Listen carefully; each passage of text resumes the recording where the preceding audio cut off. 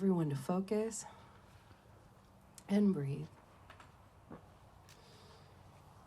And as you breathe in that love of spirit. And as you breathe out, know that that good love, that light, is dispersing out and transferring to everyone around you, everyone who's listening at home, everyone who's here in person. We are all of spirit. There is no separation between any of us, and we are all that one love. Thank you. Now I want to invite John to stand and ring the bells that signal the start of our celebration.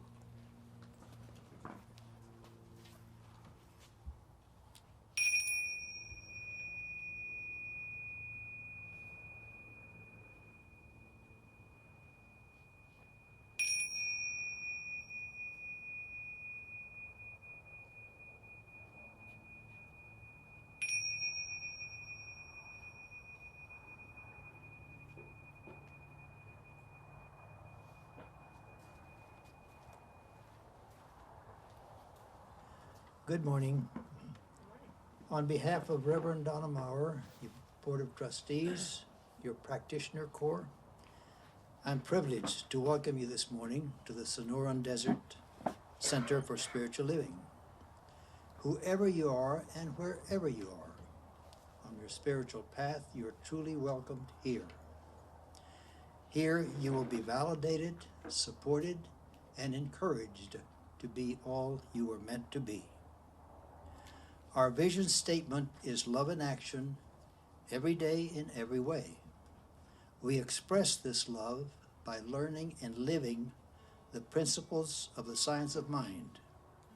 On the back of our program, you will find our Declaration of Principles. Please join me as we read these principles together. I believe there is an infinite intelligence operating throughout the universe. I believe this intelligent power is only good. I believe this intelligence expresses as me. I believe through my conscious use of this power, I create my life as happy, healthy, and complete. And so it is. And let's take a few moments in silence, please, to really absorb the meaning of the words we have just spoken.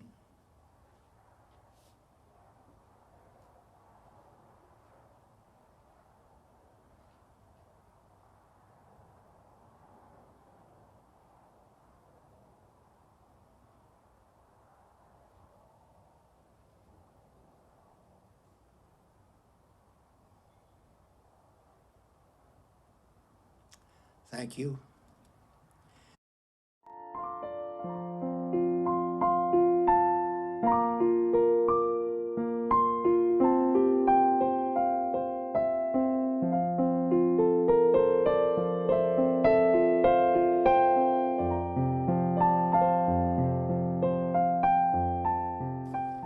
And before I leave, I'd like to share this with you. It came from the Reader's Digest. It said, "My wife and I decided we'll need a vacation once the world reopens. I taped a world map to the refrigerator and gave my wife a magnetic dart and said, wherever it lands is our vacation spot. Seems we'll be spending 2 weeks behind the fridge."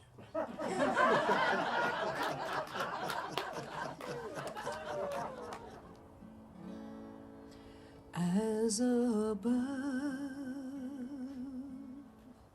so below, as within, so without. We are one,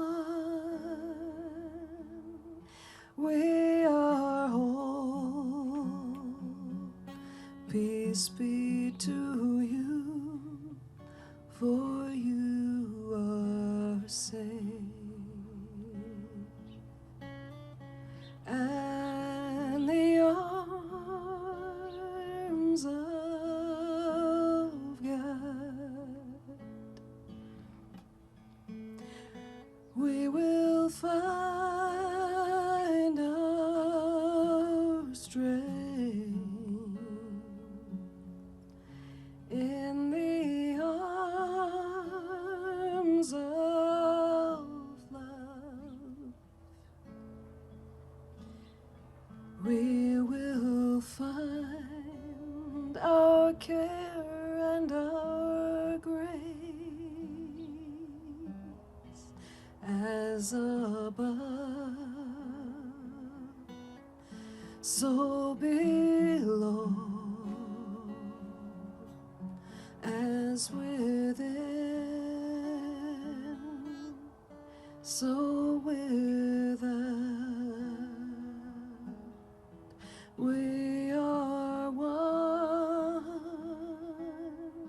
we are whole. Peace be to you, for you are safe. Peace be to me, for I am safe. Peace be to us, for we are safe.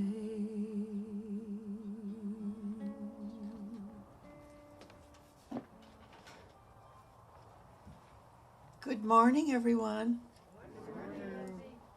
For those of you that don't know me, my name is Rosie Klein, and it's always a privilege to serve as your practitioner. So, surely the presence of God is in this place. I can see the wonderful glory behind each mask on each face. Thank you for coming today.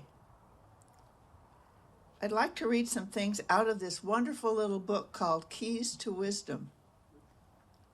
It kept appearing and nudging me.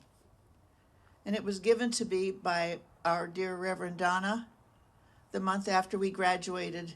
Melinda and I graduated and had our installation. So it's an old book. We think it was printed after Ernest Holmes passed away.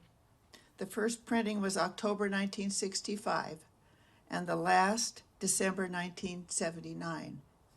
So remember the years. Remember that he passed away before that, and the way he writes might be a little different than we do it today. We must deliberately decide whether or not we are going to be afraid of anything. This is our decision. No one can make it for us, nor is there any power in heaven or any belief in hell that can withhold the result of our decision from us. That's something to think about. Let us live as though today would be our last day on earth, which it might be, but at the same time, let us live as though we were never going to stop living. The power of right thinking cancels and erases everything unlike itself. It answers every question, solves all problems, is the solution to every difficulty. It is like the sunlight of eternal truth, bursting through the clouds of obscurity and bathing all lives in a celestial glory. Health is a state of wholeness in mind and body. The body is the servant of the mind, and the mind is the expression of pure spirit. When we permit a clear passageway for its flow of harmony, unity, and beauty, the body will always reflect its innate perfection. We must deliberately trade in the old ideas of lack and limitation, of fear and pain, and in their place create new ideas of abundance, of peace, of joy, of friendship, and of opportunity. We must learn to expect more if we want to receive more. We must cause the mind to dwell on happy rather than unhappy situations, to look for the positive and the affirmative in life. There is no power in the universe that holds anything against us. Let us forget our past, live in the present, and look forward to the future with joy and pleasurable anticipation. In reality, each is a guest of the universal and infinite host. We are not strangers in the universe, but one with all the reality and love and reason and power there is. Love is an essence, an atmosphere, which defies analysis, as does life itself. This essence fires the heart, stimulates the emotions, renews the mind, and proclaims the spirit. If we can think of ourselves as surrounded by a universal intelligence, a divine creative medium which receives the impress of our thought and acts upon it, then we shall see how it is that those things which are held in mind gradually tend to take form in our experience. Remember that old saying, thoughts are things? It would be unreasonable to assume that one kind of thought is creative while another type refuses to create. All thought is creative. Thought has a creative power equal to the emotional conviction which surrounds it.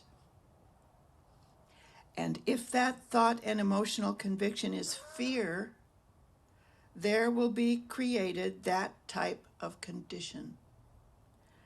If the thought and feeling is imbued with faith, it is in harmony with goodness, truth, and beauty.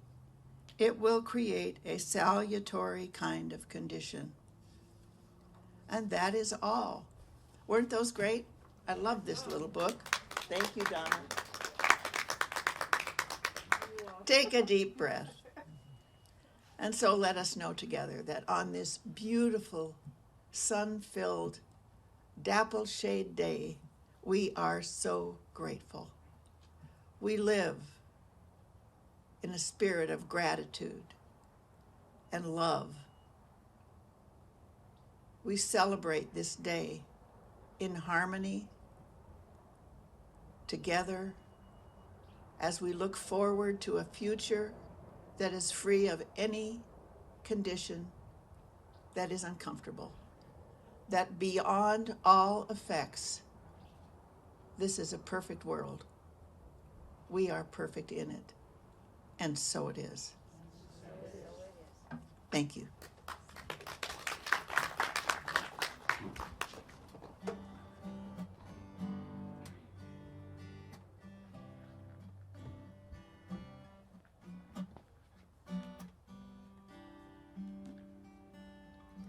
When you're losing your way,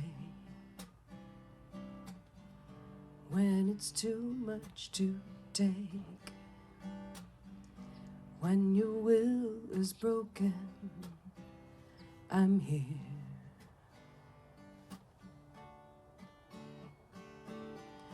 I can be your shelter, be your safe place to land. When your heart feels empty, I'm here. I have enough love for both of us. I know it's gonna be okay. I have enough love for both of us, 'cause love always finds a way. 'Cause love always finds a way. If the future's unknown and the path's overgrown, I will cradle your soul. Don't fear.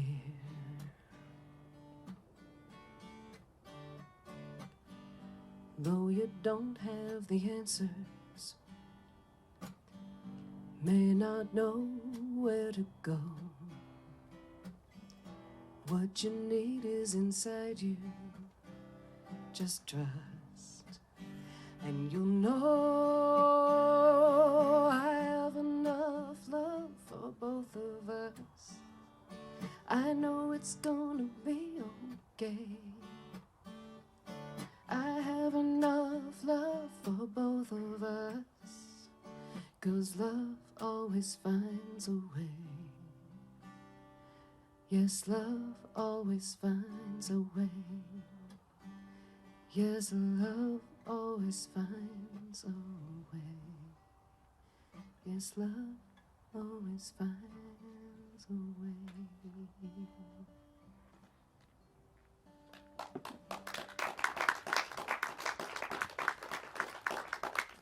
That song actually won a Posy Award last night in one of the categories, so congratulations to Karen and Songwriting Friends.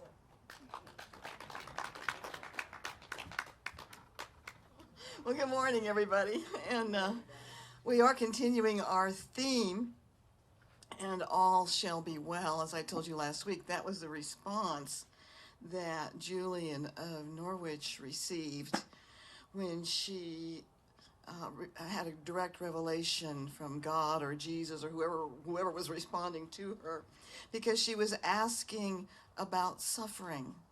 And the answer was, all shall be well, and all shall be well, and all manner of thing shall be well.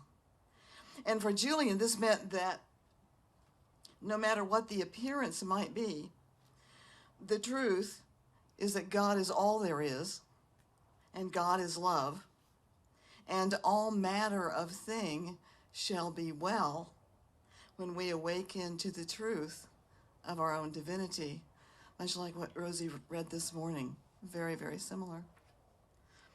And one of the things that I really love about our teaching, and actually I love it and I don't love it, is that we are all about the practice. I quoted Dr. Ernest Holmes last week. I would rather see a student of this science prove its principle than to have him repeat all the words of wisdom that have ever been uttered. It is far easier to teach the truth than to practice it.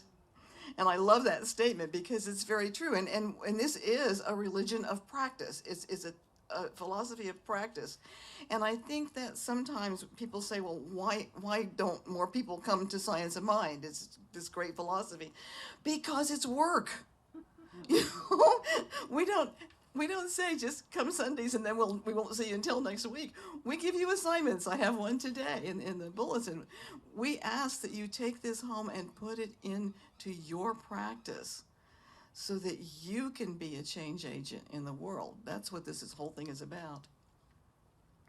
In Japan, for an international conference on religion, American mythologist Joseph Campbell overheard another American delegate, a social philosopher from New York, say to a Shinto priest, "We've been now to a good many ceremonies, and we have seen quite a few of your shrines, but I don't get your ideology.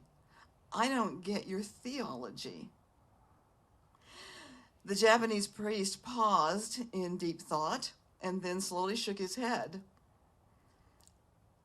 "I think we don't have an ideology," he said. "We don't have a theology. We dance. We dance. We dance. We practice. We're out embodying who and what we are." Well, the master gave his student the assignment to go to the flowing stream for enlightenment. And the student did as he was asked and sat for hours and then for days, waiting to no avail for his revelation. A monkey passed by. Taking one look at the stream, he immediately jumped in, and the student cried. So how can we be the change that we want to see in the world unless we stop merely looking at the world, stop being an armchair critic, stop looking for someone else to give us enlightenment, and jump into the stream? How can we tell people that we have a wonderful message and they should come to our center, they should follow these teachings, unless we are that message, unless we dance, unless we are filled with a joy that makes our heart sing? I can tell you that anybody can teach this stuff. All you need is the book and a worksheet. You can teach it.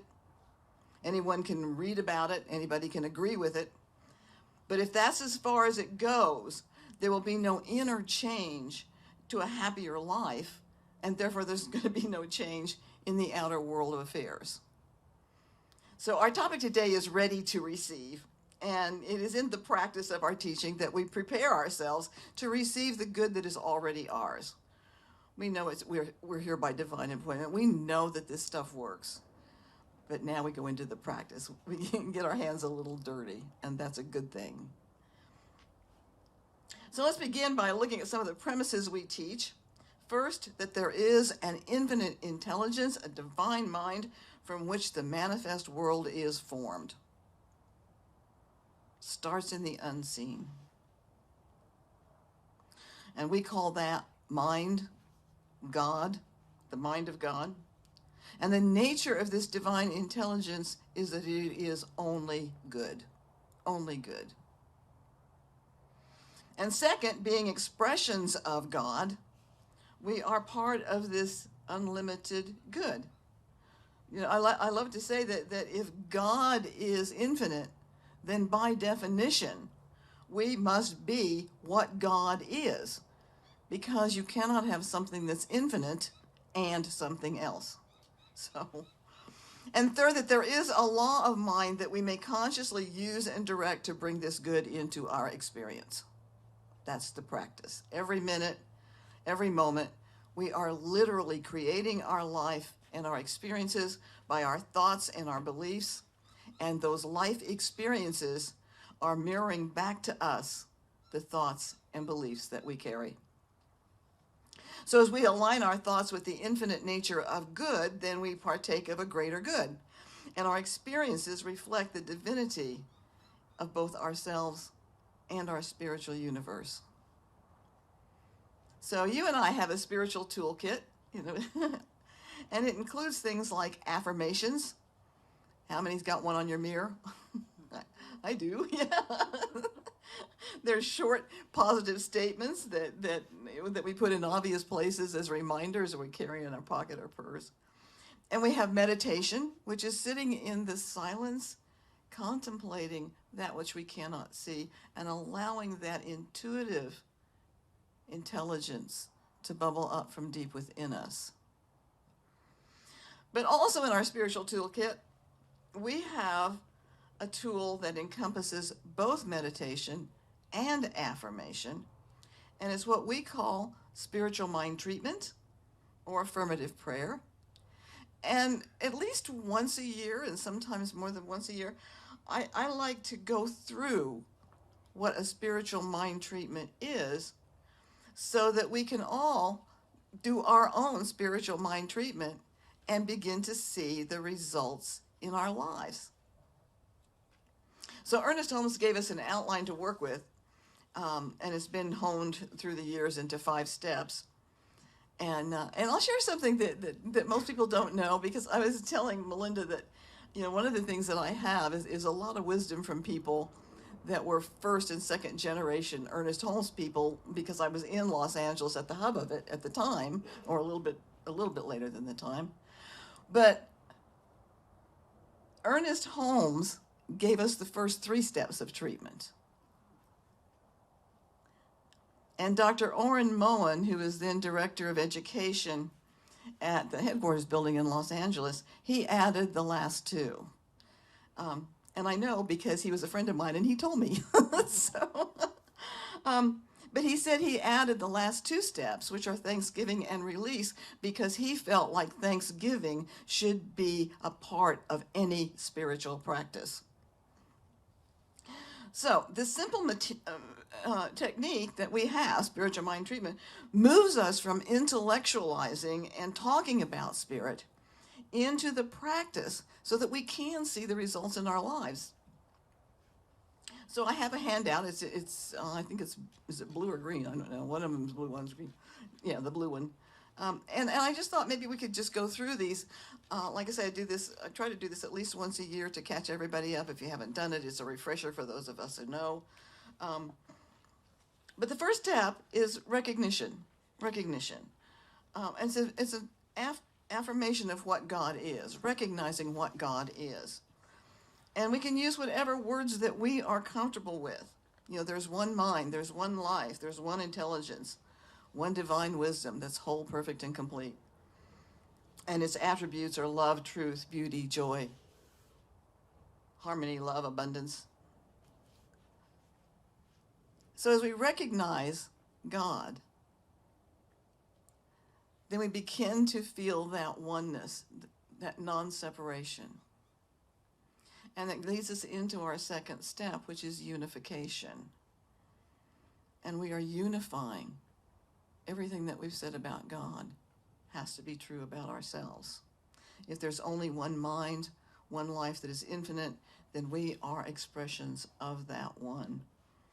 So like the drop of the ocean contains all the attributes of the ocean, we contain all the attributes of God. So as I said, everything we've said about God, we can say about ourselves. I am an expression of that divine abundance. I'm a manifestation of the love of God, the power of God, the perfection of God. I am unified with that one power and presence. And the third step is realization. And in this statement, this is where we use the affirmations to declare the truth. So we go beyond the appearances of what may be happening in our life to the basic, fundamental truth of our being. We go beyond what I call lowercase facts to uppercase truth. Yeah, a practitioner, a friend of mine from Agape said, in the realization step, we look with real eyes. And I like that. For example, if we're experiencing confusion, which I know a lot of us are right now, looking through real eyes, we know that God is peace. And we have that place within us that is pure peace. And that's the truth we declare in this realization step. I declare that the peace of God is at work in my life. I declare that this peace manifests right now as serenity in all my affairs. I am filled with a sense of calm, knowing that right where I am, God is. And the fourth step is thanksgiving. And I think I said in the handout, what we're giving thanks for is if it has already taken place. You know, I give thanks that God will answer my prayer. And I use the example that pretend like Aunt Tilly has just called you and said that she's putting theater tickets in the mail. You say, thank you for the theater tickets, even though you don't have them in your hand.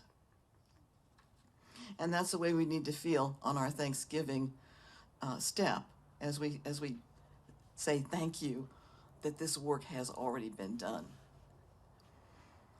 And finally, release. And in the step of release, we let go of any anxiety or worry. We affirm total acceptance that the law of mind is at work, and we don't need to do anything other than to trust the process. And if we find ourselves worrying about it, go back to the idea, no, this is already in place, in progress. My son and I, when he was little, we had a God can. And so we would put the treatment, when we would do a treatment together, we would put it in the God can. And so if we started to worry about anything, we said, we don't have to worry because we can't, but God can. It's in the God can. So that really helped us to realize, no, it's in the God can. This is not our job anymore. It's God's job. And then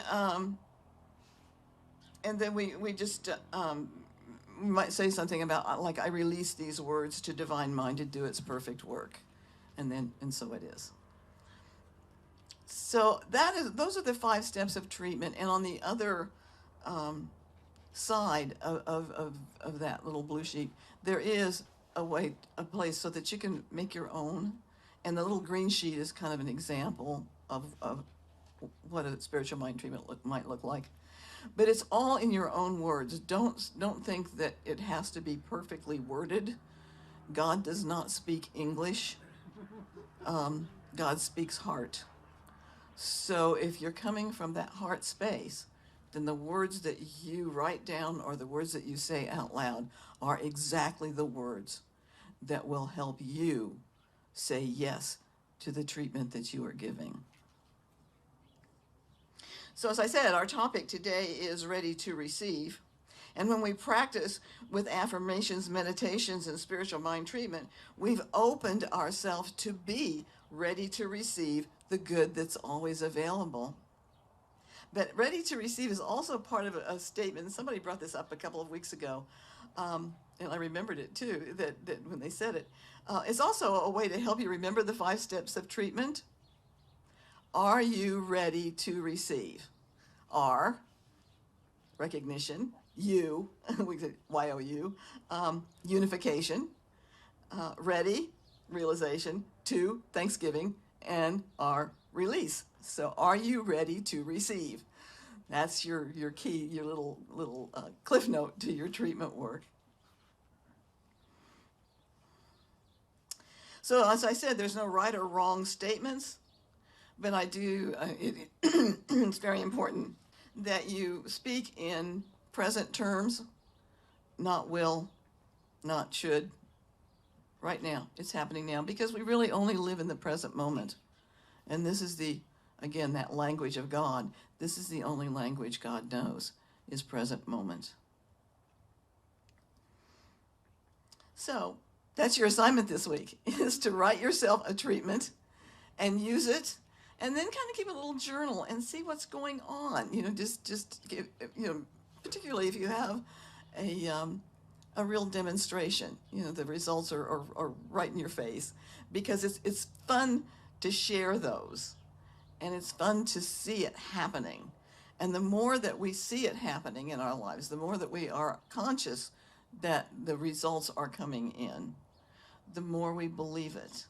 And the more we believe it, the more it works for us, because it works through our belief, as Rosie read. So.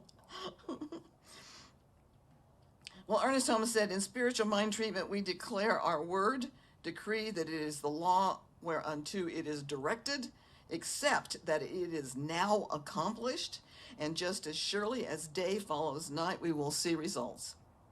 And it shall gradually dawn upon us through experience that grows out of practice that there is an invisible, silent power that responds to us. We will discover that it is the most real thing we can ever contact.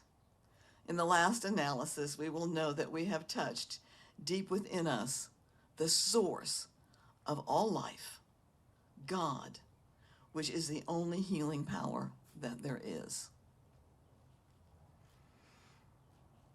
The world is facing the worst crisis in its history. We all know that. And we are seeing huge upticks in the cases here in Arizona, across our nation and our world. So I feel really strongly that the world needs what we have to offer. Our treatments do not ignore the affairs of the world. We are not ostriches with our heads in the sand. That's why we have protocols in place. That's why we are meeting outdoors. But our treatments do allow us to declare and call forth the truth that is beyond what we can see. And as we declare the truth that God is all there is, that we are that which God is, that our words have power when backed by conviction, belief, and practice, then we can say confidently that all shall be well, and all shall be well, and all manner of thing shall be well. By our spiritual mind treatments, we have put into motion the healing of the planet, the restoration of peace of mind, the power of faith to move mountains. And that is what the world is ready to receive. Thank you. Namaste.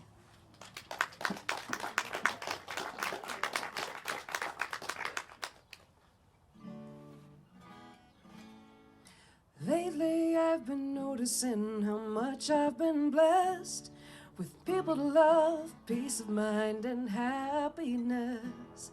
It makes me want to pass along this love I've received as a way of giving thanks for what's been given to me. I've got a strong heart. I've got a strong love. And I'm ready to use the gifts I've been given to make this world a better place to live in.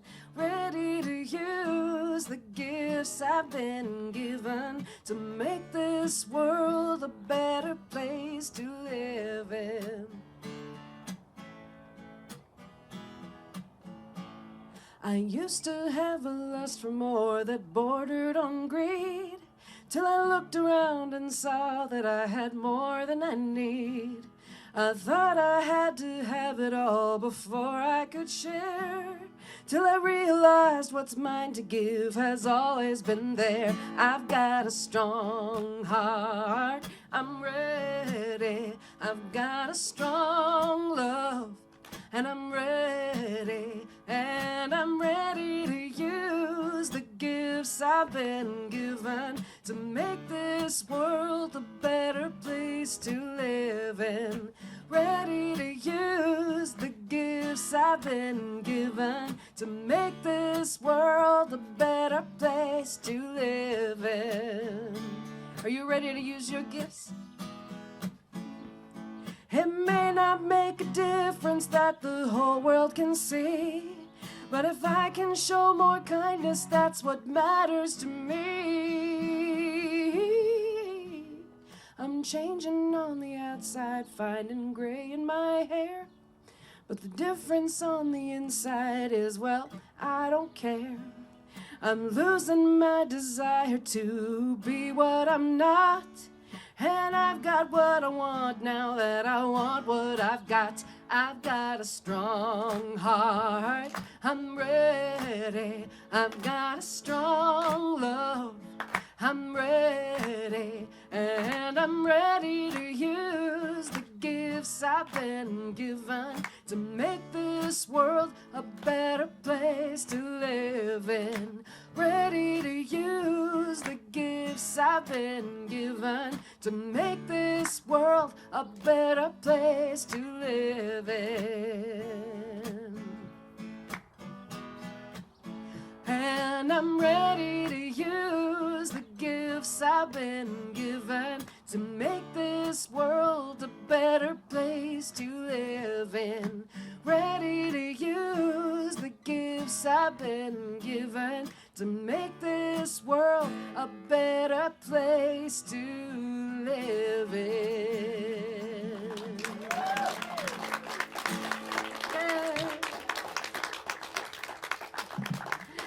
Thank you for participating. Thank you. Thank you.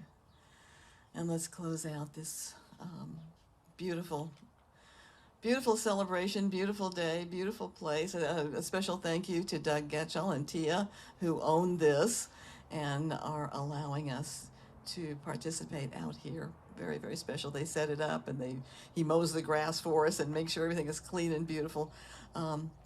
So we give thanks to both of them for what they're contributing for us. And so now let's just take a moment. I know that there is one divine power, one presence, one infinite intelligence.